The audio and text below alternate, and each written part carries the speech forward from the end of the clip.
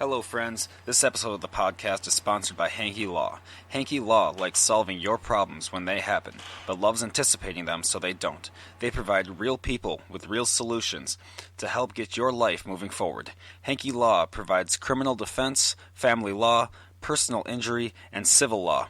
Listen, the legal system can be intimidating and scary. If you find yourself in the legal system, it's important to have lawyers who can explain the process, navigate the legal system, and protect your rights. Hanky Law's experienced attorneys use their knowledge to skillfully defend their clients. Maybe your family is needing representation during a stressful or emotional event. Hanky Law can help. Hanky Law is comprised of Blake and Kelsey Hanky with a family of their own, so you can trust they understand the value of keeping the best interests of you, your finances, your future, and the long-term interests of your children in mind. If you are needing legal help in North Dakota or Minnesota, go to hankyjustice.com or call 701-746-4529. Hanky Law, counselors and attorneys at law.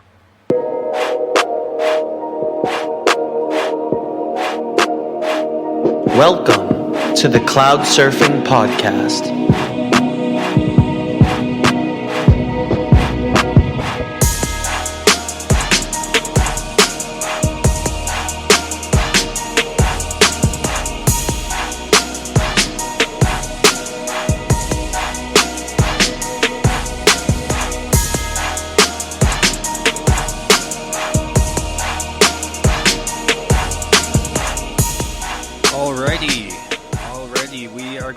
Our guest on the line here in just a minute, so I'm just going to pause this here and try to get him on the line. Sorry it's taking a little longer than usual. Just 1 second here.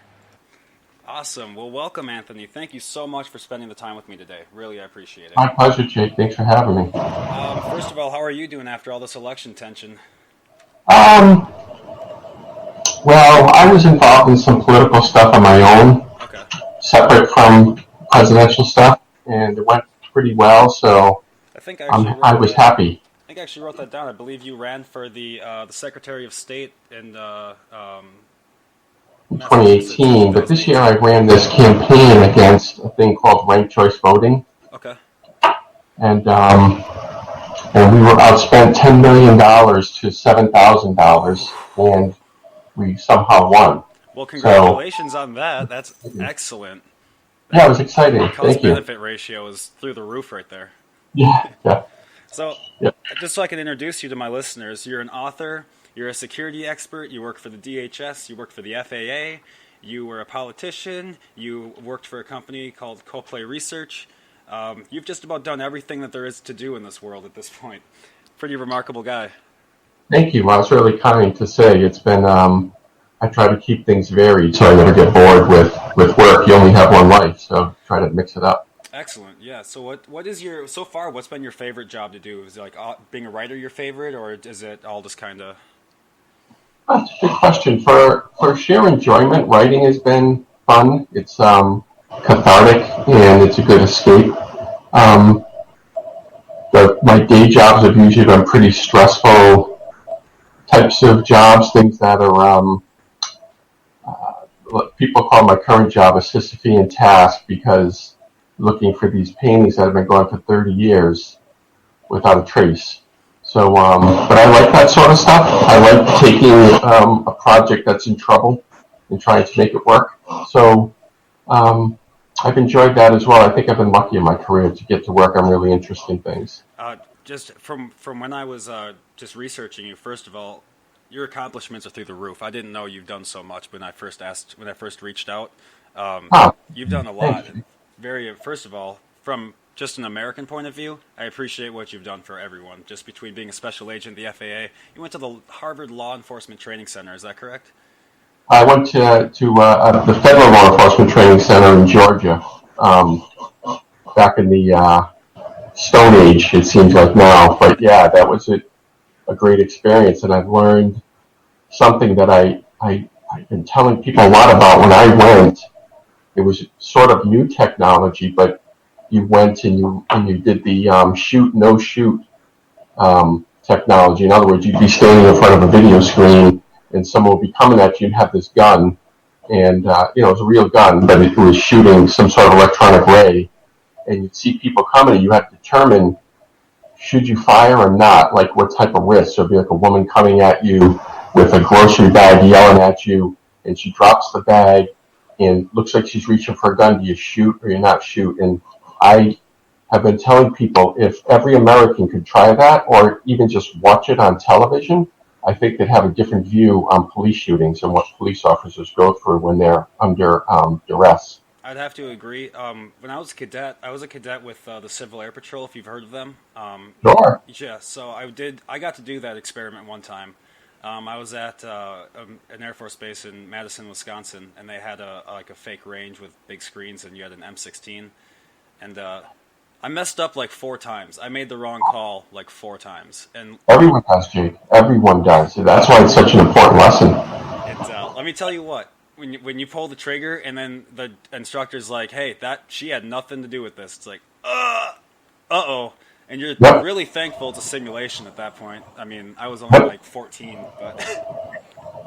But you remember it really well, right? Oh, yeah. That's being a cadet really opened my eyes to a lot. Before that, I'm from a relatively smaller town, didn't really get out, didn't really do much, and my ideas were very from what I knew and what I saw, and that's it.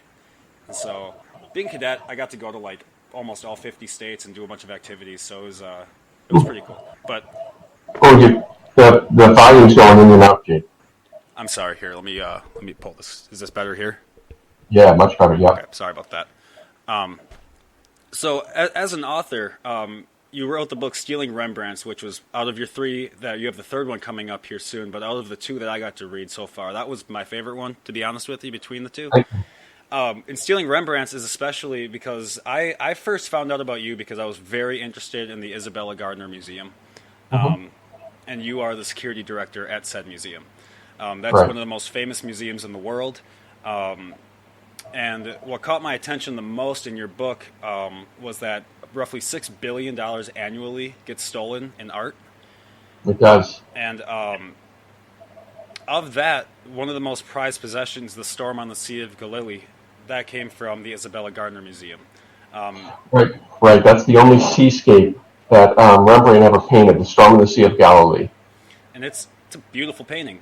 And what's very interesting is I was watching this show the other night called Blacklist. I don't know if you ever heard of that.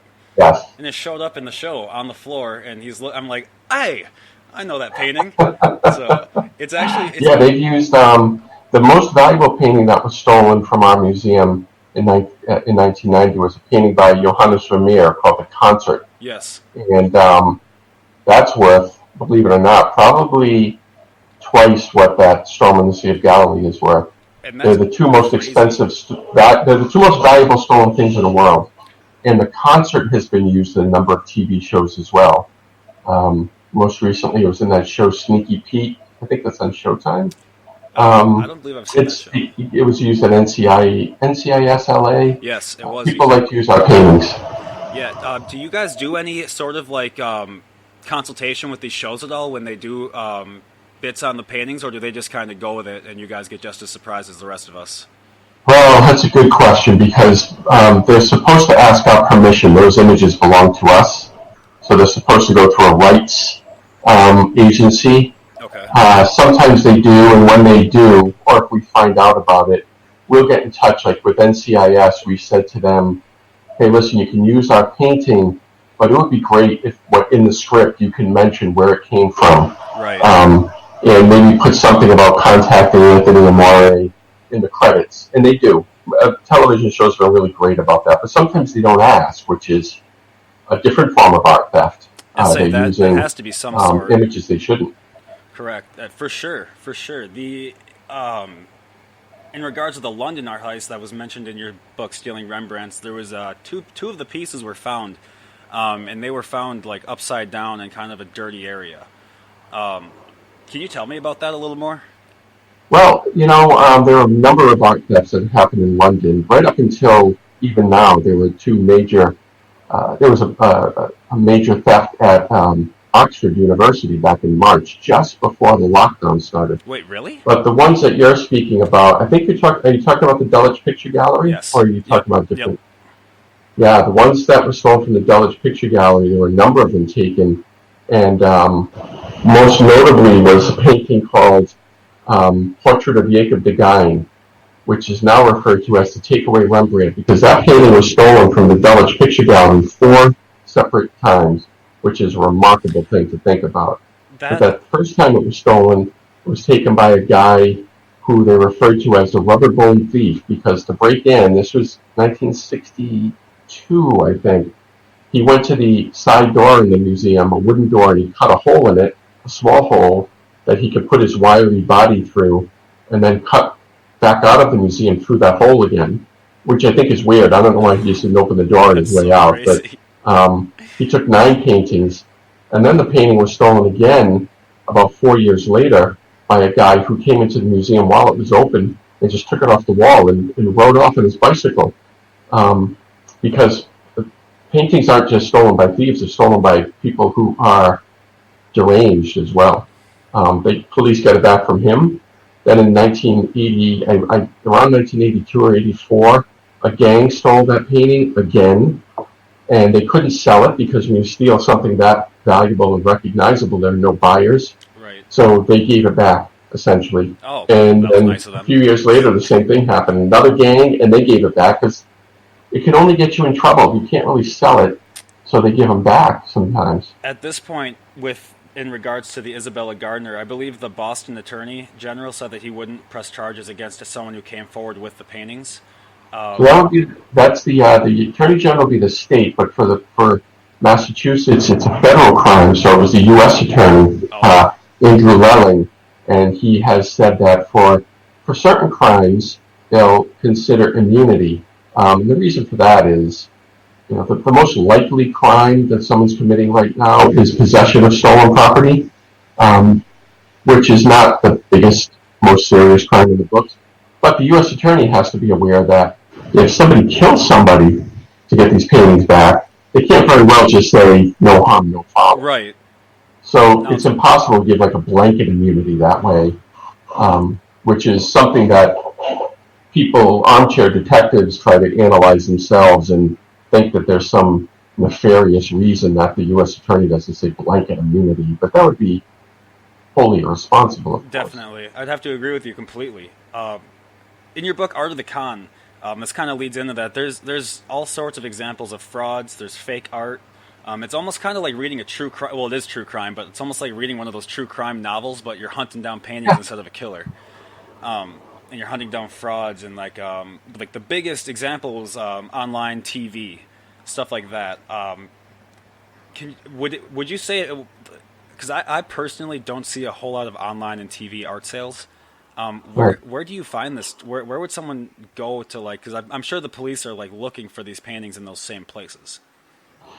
Well, you're right. Nowadays, you don't see as many online as those were local type shows. Okay. But I'm glad you picked that one out, though, Jake, because what the truth of the matter is, when you talk about art fraud and forgeries and con artists, they will exploit any opportunity to pull a fast one on somebody. So anywhere that people can find paintings to be bought is a place where people will try fraud. So, for instance, in that book, you'll see the most esteemed gallery in the United States, the oldest continuous operating art gallery in Manhattan called the Nadler Gallery. They were victims of a massive fraud in the tens of millions of dollars. If you go to Europe, the same sort of thing happened with Wolfgang Beltracchi. If you go to, a lot of people buy art on cruises, believe it or not, they sell art on cruise ships. And same thing, you'll see fraud that happens there. eBay, lots of fraud. The darknet, fraud. Craigslist, you name it. Any place that people can sell things, they will try to sell stolen goods, and that includes art. The key, though, and I hope readers glean from the book The Art of the Con, is that the masterwork behind ripping someone off with fake paintings isn't about how good the artist is. It's more about how good the con artist is. The person who's able to identify a dupe really well. And that dupe is usually someone who has money but wants to believe that they've come across something that no one else can have. And they become intoxicated with this deal of a century. and they They're pay money for personal. things that turn out to be fake. It's almost a personal, like, I don't want to be a victim, so I'm going to believe I'm not at this point. Yeah, who could ever fool me? I mean, I'm a successful hedge fund investor. Have you ever seen? I can't be fooled, and they get fooled. Have you ever seen that show, Pawn Stars? Here in Vegas, there's that pawn store that it's like on TV. It's Yeah. unbelievable the amount of people who go in and get told that they have a fake, and they're like, I don't believe that. No, there's no way this is fake. This has got to be real. My grandpa gave it to me. This is 100% authentic. Hey, buddy. So, I mean, that guy is so true. that guy is an expert, and he just told you it's fake. So, Exactly. you know, it'd Exactly be like going right. to the U.S. Mint and giving him a counterfeit and being like, no, that's a real 20, man. I promise. I got this from someone else, so it's real. Like, it's just you're talking to the expert here. It's not going to work. At your time, did you, with your time in the DHS, you worked with the Logan Airport with the 9/11 attacks? I myself am a private pilot, but I was only born in '94, so I didn't really get to experience much of. I didn't really know the airways before 9/11. I really only know it after. And you were in charge of the Logan Airport changes. Could you tell me some about what kind of changes had to be made and like what happened, I guess, as to what needed to be done? Sure. Well, the biggest change, so as you know, in 9/11, what happened was the terrorists basically exploited the path of least resistance by bringing onto the aircraft items that would, if they had been found on that day, on September 11th, would have been considered legal. They wouldn't have set off any alarms. So they brought on these improvised cutting devices and box cutters and such that they used to kill people on board and take over the aircraft. After 9/11, people decided, the government decided, the public decided it was time to take aviation security more seriously. Everybody knew, this predates you, but everyone knew in the country that the people who were doing security in the airports up to that time, the people that were at the X-ray machines and using the metal detectors, the public knew that they weren't great at what they were doing. You'd be lucky sometimes if you saw them even looking at the X-ray monitor. So after 9/11, the Congress decided, and the president agreed, that we should have a federal agency doing that screening. So what that meant at Logan Airport, where the two aircraft that struck the Twin Towers departed from, what that meant was taking about 900, around 900 to 1,000 private screeners and replacing all of them with highly trained, much better quality screening equipment, highly trained screeners, federal employees, uniformed with really advanced training, minimum hours of training, high recruitment standards, and they maintain that to this day. I can tell you that for all the foibles, all the things you hear, the mistakes that TSA makes at airports, I can tell you that they are light years better than what they replaced. It's not even close. You know, it's like comparing an abacus to a supercomputer. Right. Nonetheless, it's an imperfect system because it's operated by human beings. The other things that were done were, again, this predates you, but you might be surprised to know that when you were a child, when you were, say, 6 or 7, if you wanted an aircraft with your family and you brought checked baggage, that checked baggage wasn't screened. It was just put into the belly of the aircraft. You could have had anything in those bags and it just went in the belly of the aircraft. That's pretty After 9/11, the law said that by 2002, all bags going into the belly of the aircraft would have to be screened using electronic measures to identify explosives. So what that meant was Logan implemented all of these CAT scan machines that could find explosives in bags. And not only did we put those machines out there, but we integrated them into the checked baggage lines, which doesn't sound like much now. It's a massive undertaking. 9 buildings had to be built around the airport. All of these baggage belts had to be reconfigured and reprogrammed. Massive undertaking that they completed because back then the country was united. People felt like doing things on behalf of the country was important. The union workers that built these buildings and systems worked every day except Thanksgiving. They took no days off. 7 days a week, except for Thanksgiving. And it got it done. And now when you fly through Logan, it was the first fully integrated baggage checking system. And all of your bags are screened, and they're screened well. So those were the two major things. And of course, since then, we've implemented canine detection systems, behavioral profiling, watching people's behaviors, not their ethnicity, to determine if they should be checked further. And a whole host of other things, reconfigured checkpoints.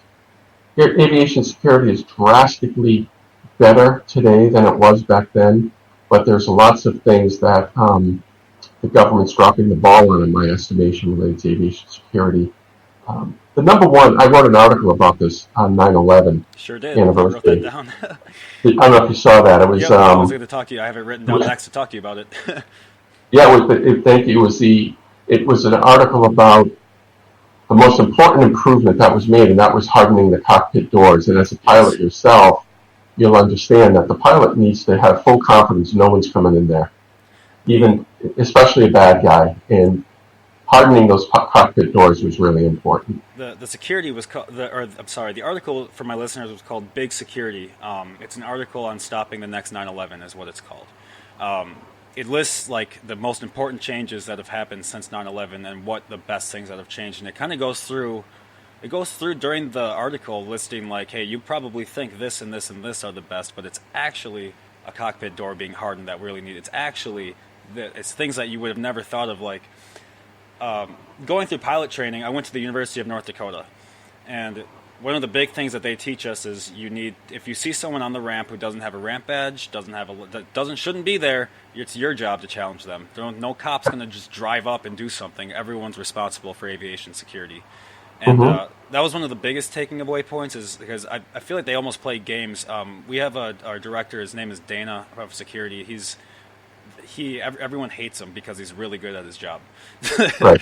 And, you don't want to see him coming. No, you see him on the ramp looking at your airplane when you taxi up. You're like, oh boy, uh-oh. Yeah. I don't even know what I did, but I'm sure it's wrong. So he was really good at his job. So yeah, in regards to aviation security, I believe also because I personally don't know when it comes to when they implemented the new TSA. Were like a bunch of new hires brought in and brought through like a police academy, or were like there transfers from the Department of Corrections, or what happened with that? People transferred from all over. They were all brand new federal employees. Anyone could apply based on their background and experience. We brought on 1,200 people in the course of a couple of months, and they all went through this vetting process. The government didn't have an apparatus in place, so they hired contractors to handle it, but you'd have to come in, you'd have to have customer service experience, but you would be required to like pick up a heavy bag and carry it through a maze just to see if you were agile enough to do it. But the hardest part was you would have to take this exam to determine your visual acuity at picking out items on the screen, and it was very difficult. It was a whole new world. And a lot of people who used to do the job applied and didn't get jobs with TSA because they just didn't have the skill. And it's not easy, believe me. If you could see what your bag looks like on an X-ray and know what your TSA agent is trying to screen through and telling the difference between, a laptop, a power cord, a cell phone, a hairdryer, an alarm clock, or an improvised explosive device, you'd be shocked at how difficult it is. And have to keep making these decisions and having the lives of all the people on that aircraft, as part of your responsibility. It's a heavy weight to carry. So this is part of the reason that they can be surly. Passengers treat them terribly. Yes, they do. Yes, they do. They treat them so poorly, and that's why your TSA officer is not always one of the shiny, happy people. They're not, and. At a certain point, though, I almost wouldn't want them to be a shiny, happy person. The question I really wanted to ask, the last time I went through security at Logan, when I got through you go through the thing and it like turns and it checks you out or whatever. Yeah. When you get through, somebody at the end he just stares at your eyes for like 5 seconds and then you leave. What is he looking for? He might be doing behavioral profiling. Okay. I'm not sure exactly what that individual was doing at that time, but Behavioral profiling allows trained people to determine the different characteristics that somebody might be exhibiting that shows that they're under extreme stress and that sort of thing. He might not have been doing behavioral profiling. He might have just been a very observant guard who's paying attention to the people he's screening, which is good. It's good that he's making eye contact with you. It's funny, as you mentioned that full body scanner, and for people now, that is like a dream. It's so easy. It's so fast. It's so fast. But I'll tell you, when those were coming out 15 years ago, people, a little less than 15 years ago, people were up in arms about those things, about they're going to be able to see me naked, and people wondering about the screeners, if they're going to be leering at them on the monitors. And now people have no problem going through them. But it's growing pains with security technology. I personally do not know of any scanner that can remove clothing and nothing else. Personally, I don't know of any. That could be something new coming out. I've never seen it. Right. It can pick out things. It picks out outlines under your clothes of objects, but it picks out the outlines of your clothes too. It just picks out the outline of everything that's on you. Right. I've had it where they've had to pat down my empty hood before just because it creased funny, and they had to check it out. It is what it is. It takes like 3 more seconds out of your day for them to check out your hood. Like, if you're that late to the airport, it's your fault. You have to always just remember the screener doesn't want to be spending much time with you either. For sure. They're not there because they can't wait for you to come through their line. So. Right. Well, most times it's people who show up to the airport 15 minutes before their flight and then make it everyone else's fault that they can't handle a daily schedule. Right. It's your schedule, man. Stressful for everyone. It can be. When you worked at the FAA as a special agent, what was that job like? It's an interesting job. It doesn't exist anymore, really. It was twofold, actually threefold. One, you would investigate security violations at airports. So whenever the federal regulations were violated in terms of security, and again, back then security was much more lax. So, probably happened a lot. One time I investigated some kid who climbed the fence at the perimeter of Logan Airport, walked across the entire tarmac, walked up the jetway steps of a British Air 747, and flew to Britain without a ticket. And no one asked him a word. Straight up Home Alone. I'm sorry? It's like Home Alone, the movie, when he gets on the plane and just flies to New York. I didn't think that was real. That happened, yeah.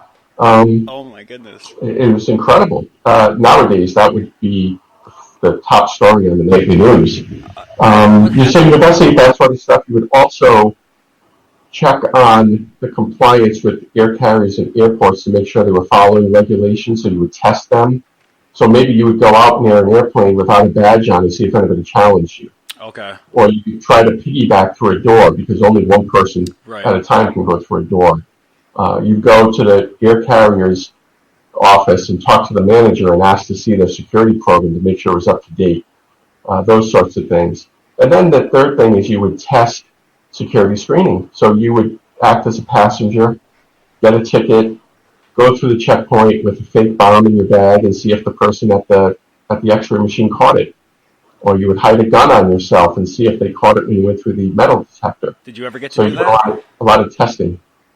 I'm sorry, did you ever get to do that? I did tons of it, yeah. A lot of it, What's it like when you go through with a fake bomb in your bag and you're like, because it's got to be... You want to see that they catch it. You're hoping they're going to catch it because your listeners should know we're not talking about like some fancy IED from Afghanistan. We're talking about like a Roadrunner bomb with big sticks of dynamite and a big alarm clock and wires wrapped around it and a blasting cap. And they would miss it and it would be alone in the bag. Oh, boy. And it was just they weren't watching the screen. And we set the bar so low for them, the higher up set the bar so low for them that it was very discouraging. I used to do this other thing where you can't do it anymore, thank God, but near the metal detector, there'd be like a little stand for you to put your keys and your wallet in, right? Instead of putting them into the X-ray machine. So I would go to the checkpoint with a big, large cup of coffee. I'd put that on the stand with my keys and my wallet. You go through the metal detector, you don't ring, and you pick up your stuff. and then I'd take the lid off the coffee cup and show a hand grenade inside, because they weren't checking the coffee cup, So these are the reasons why everything you have now goes into a bucket and goes through that X-ray machine. Yeah, and a lot of people, I remember, I was flying through, I don't remember where it was, but somebody threw a fit about having to take off his shoes and put it through the scanner. And I was like, did you not see the shoe bomber clip on Discovery Channel? Like, everyone's seen that clip. The dude literally tried to with a shoe. Like, there's a reason you're taking off your shoes, man. Like, Right. No one wants to smell your feet. I promise you there was deliberation. He was so angry. And I was just like, hey, man, do you watch the news? Pay attention to the world at all? I had the displeasure of meeting the shoe bomber. I was Really? an FAA Special Agent. It was December 22nd, 2001, and I was called to report to work because some person on an American Airlines aircraft that afternoon had tried to light a cigarette. And I drove to the airport into my office, which at the time was only like a 7-minute drive. And I got on the speakerphone, and it was waiting for me, and what I thought was going to be a minor little case turned out I was on the phone with NORAD, and it was attempted bombing. He was trying to light a fuse in his shoes. Yeah. The flight was diverted to Logan. The FBI and the Massachusetts State Police pulled him off the plane. They did an incredible job. What had happened was when he tried to light that fuse, a friend of mine, a woman who's become a friend of mine, a flight attendant for American Airlines, jumped on him and fought him. I tried to reach out to her. I didn't get a response. Yeah, and she saved 163 passengers. Yes, very brave. That plane would have blown out of the sky. Very brave. And when it landed, he was interrogated, and I was in charge of, I was the lead special agent for security, so while they were interrogating him, I was handling all the security at the airport, from the federal point of view. And then I went over to where he was interrogated, and they brought him out, and I was standing there, and I got to meet this guy that turned out to be an Al-Qaeda terrorist, a big, huge guy. And it was only for the work of the passengers that we were spared another aviation disaster 100 days after 9/11. It was very close. And especially because there was like 9/11, there was the Beltway snipers, there was there was a lot of stuff hitting the fan around that time. It was getting out of. I think the Oklahoma City bombing was like recently before that. That was 1997. 5? Oh man. 1995. I'm way off. So 6 years before, but it was very much in the public's consciousness because it was, it's good you're bringing these things up because people are on your age don't have a sense of. The Oklahoma City bombing was a massive bombing. I don't think people understood. Blocks. People go watch a video of that building before and after. It's unbelievable. 167 people died that day in that building, including it blew up right in front of a daycare. Yeah, killed all those intentionally. Children. Yes. So and for what? For Waco? Like what do you anti-government sentiment? Yeah, Waco. And okay. Even if they didn't make a mistake, what is blowing up a building going to do? Killing children is... Nothing. And all those people in there, what was it, like 10 ATF people worked in that building? Everyone else was just civilians and shit? Like, well, there were civilian Secret Service employees. They were all federal employees, but there were a lot of, mostly civilians. Yeah. Social Security Administration. Horrible thing. And then people, again, your age don't understand so much about 9/11 happened, and for people who were adults at the time, it was incredibly scary because it didn't just happen and then people said, okay, that's over. No, it was for years people were waiting for the next shoe to drop. Right after 9/11, when pollsters asked the public if they felt that we were going to get attacked again, like 90% of the public believed something else was coming. Yep. They were certain, and you can't blame them because Al-Qaeda was on the loose. And, people might have different feelings about this, but I think history looks back at George W. Bush, and he said after 9/11 that he was going to protect the homeland at all costs. He did. Nothing else happened. I think a lot of people... And you can't argue with those results. It's George W. Bush, and at the time, it was President Bush, it was all of Congress... Like, it was I mean, the general public. I don't think you could even see a car without a flag sticking out of the window anymore during September. So the general public at the time, I mean, it's now that it's been 19 years, everyone seems to have a new, fresh look on everything, and rightfully, you can do what you want. I'm just saying that at the time, when everything was hitting the fan, especially that was not the first time the World Trade Center has been attacked. That was the second time. You know, they blew up the basement, and it blew up bad. Like it wasn't like, oh, we've ups. No, it was some damage down there.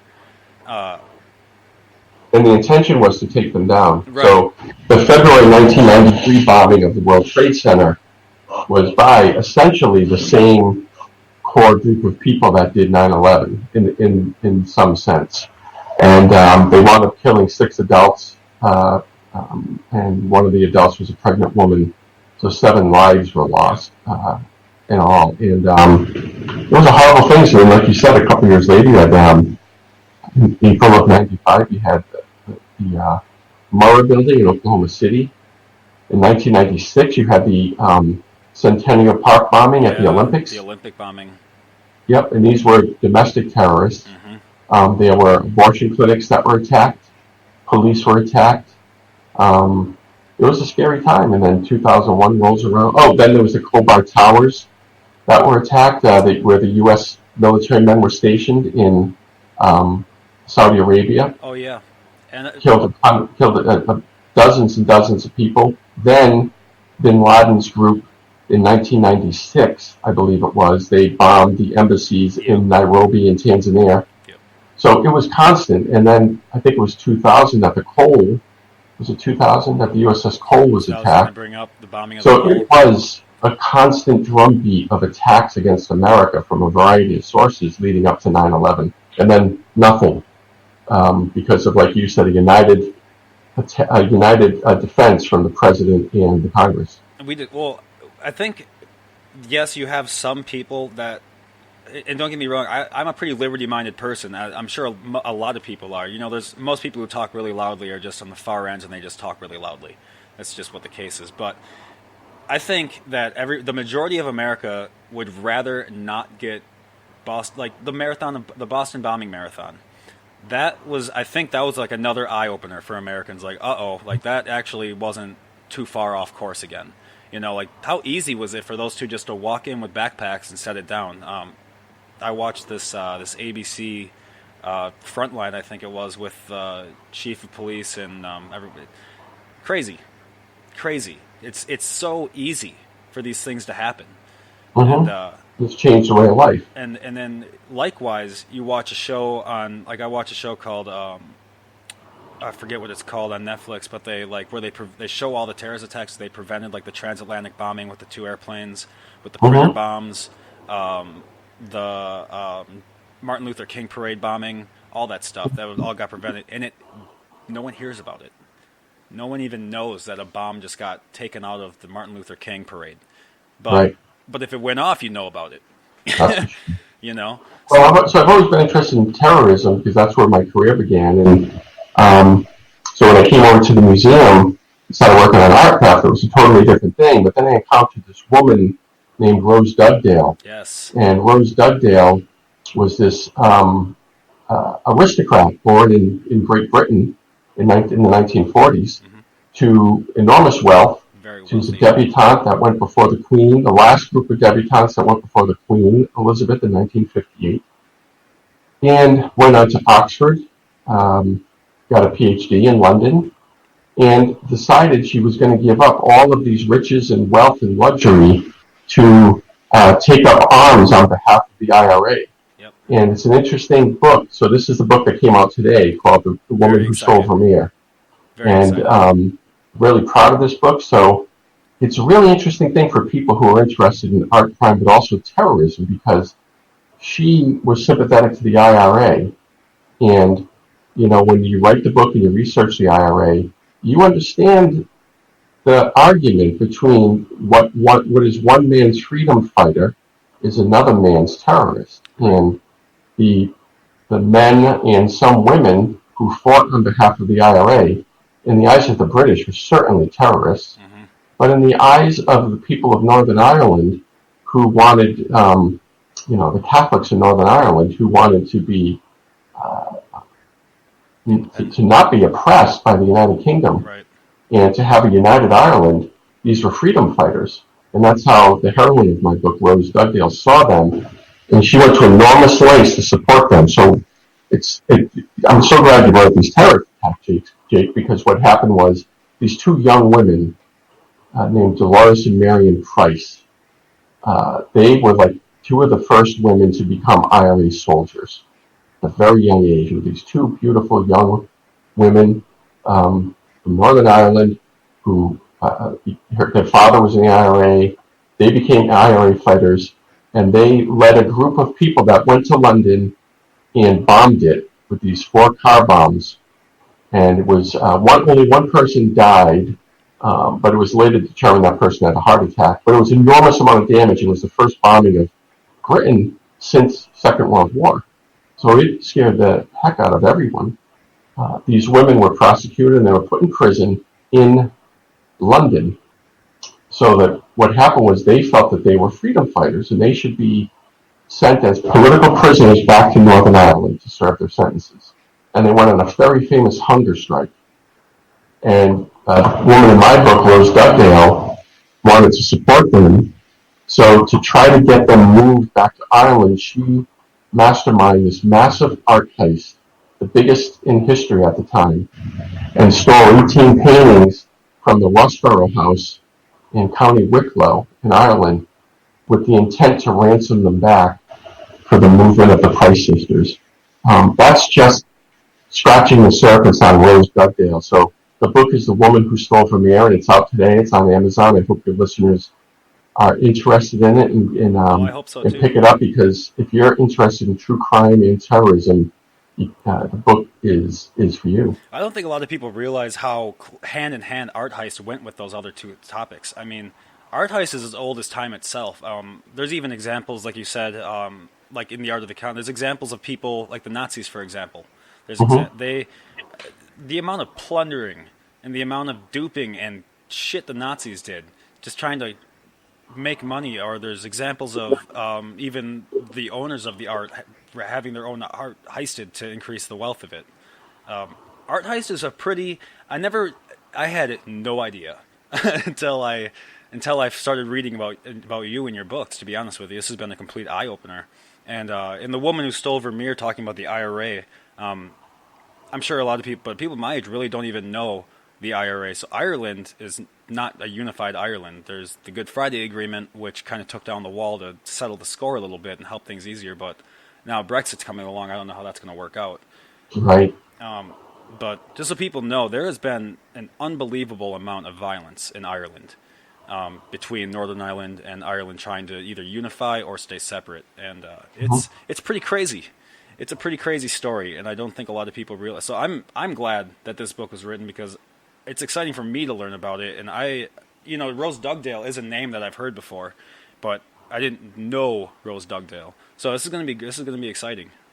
Thank you. A lot of people listening to your show probably have heard the song Sunday, Bloody Sunday by U2, but they don't know what it means. And Bloody Sunday was this massacre of people who were shot by British soldiers who were occupying Northern Ireland after these innocent people had done a march.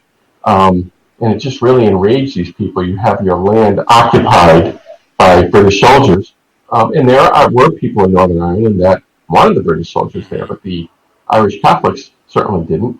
And these people were massacred in a shooting, and no one was punished for it at the time. And can you imagine that happening here? People brush it off. Imagine that happening, a foreign military occupying the United States and shooting some of its citizens. So when you look at it from that perspective, and you think about these Irish Republican Army soldiers, these ragtag group of otherwise civilians who are fighting for their country from their perspective, Right. You can see the romance to it, and you can see why Rose Dugdale was drawn to it. She saw her home country, Britain, as the oppressor. And it's something to think where you have a person who gives up everything to fight for someone else's cause. So while she did things that were questionable, and she pulled off an attempted terrorist attack on these constabulary barracks in England, in Northern Ireland. While I question her motives, you can't question her passion or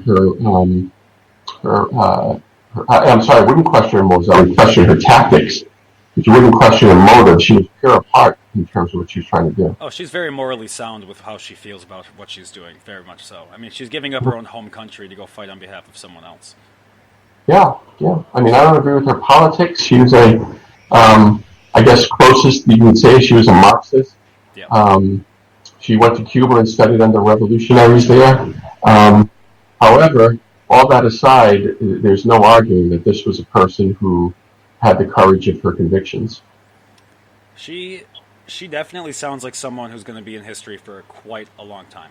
I hope I played a role in bringing her back to public consciousness. You've played a role in bringing a lot back to public consciousness. Thank you. Thanks, Jake. Well, it's why I've reached out. I think you're a great person, to be honest with you. I try to talk with a wide variety of people, and this is one of my favorite conversations I've ever had.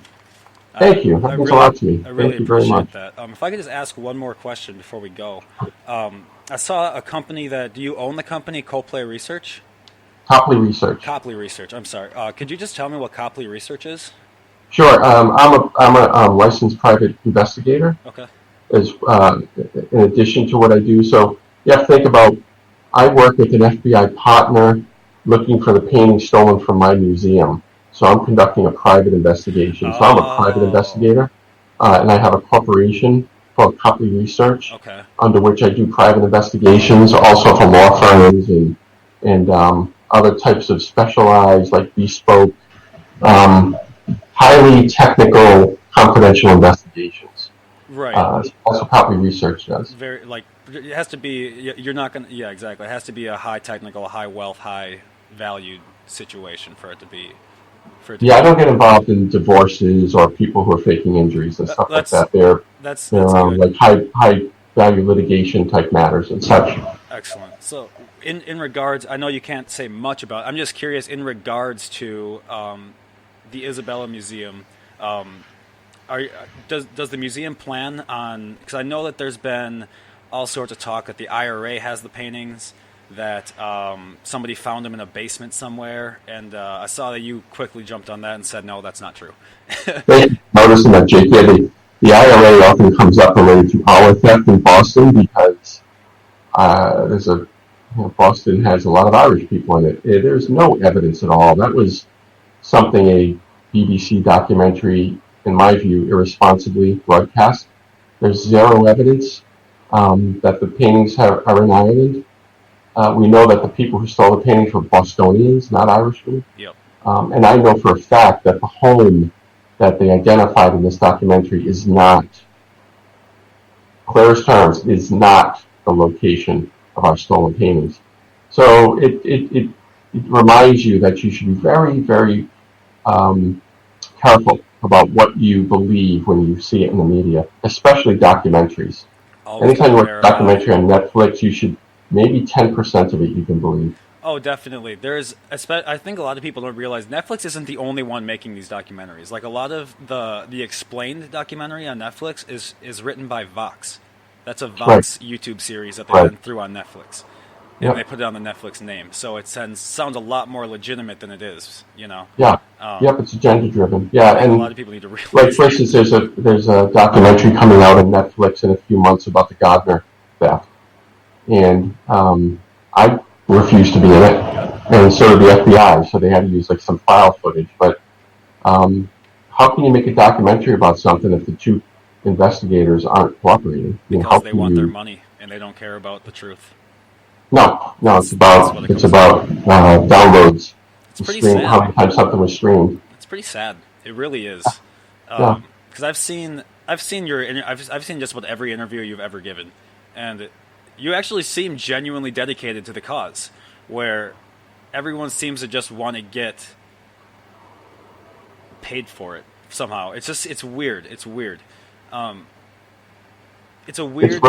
It's gross. This is a crime. This is a major crime. It's the biggest heist ever. This museum is a gift from the woman who created it to the public. She left it to the public, not to her family. Wish. And people stole 13 masterworks from it. It's not something that should be used to make money. I've never written a book about it. Right, and just so everyone knows, before this podcast, he made it very clear to me that this was not going to be our topic of discussion. That if I wanted to interview him, it was going to be about his books and his life. Just so everyone knows that I want to put that out there right away. I don't want anyone to feel like I'm cornering someone into doing something. It's not at all.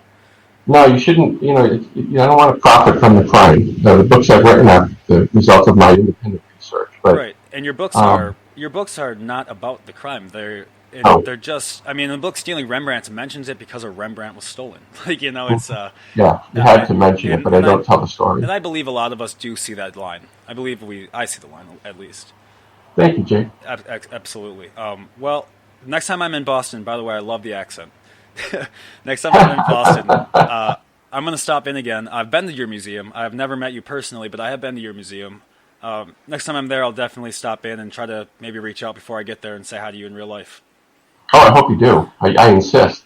That'd be excellent. Well, I appreciate your time today. Seriously, you are awesome. I really appreciate your time. Likewise, Jake. I really appreciate you having me, and you're very, very kind, and I wish you great luck with the podcast. Awesome. Well, thank you so much, sir. Good luck today. Thank you. Have a good one. Alrighty, well, thank you everyone for listening. That was the greatest conversation I've had so far. No offense to my other podcast guests. Again, stay tuned for more. I've got more excellent guests coming up. That was Anthony Amore. He is the security director at the Isabella Gardner Museum. He worked for the DHS. He worked for the Logan Airport, or not for the FAA. He redesigned the Logan Airport, like we said. Spectacular man. I don't think I've had the honor of speaking with someone like that in quite a long time. So, again, thank you to all my listeners for listening. Again, that pay-per-view event that I'm doing got rescheduled. It is no longer on the 11th. That pay-per-view event is now December 30th. We're going to be ending the year at Stoney's charity. The Stoney's charity event. It's going to be at Stoney's Country Bar. We'll have it obviously displayed pay-per-view, but if you're in the Vegas area, come on out. Tickets are available now. You can go to jakewritercomedy.com, check out the tickets there, or you can go to my Instagram, Twitter, Facebook, any page like that. I've got links. Again, thank you everyone for coming out and listening and downloading, and I will see you next time.